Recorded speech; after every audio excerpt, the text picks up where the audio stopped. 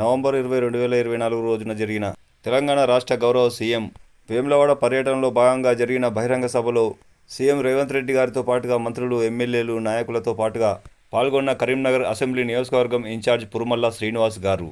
CM Revanth Reddy గారు డయాస్పై మాట్లాడుతున్న పక్కన మీరు చూడొచ్చు.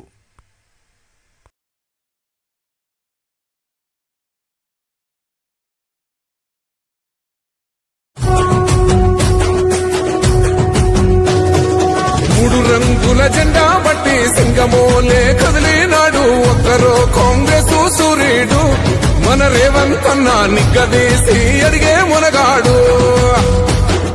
వీడు భూమిన వానైతాడు, సాదల ధైర్యం వీడు, దొంగ దొరల భరతం పడతాడు. మన రేవంత్ అన్న పేద ఇంటికి పండుగ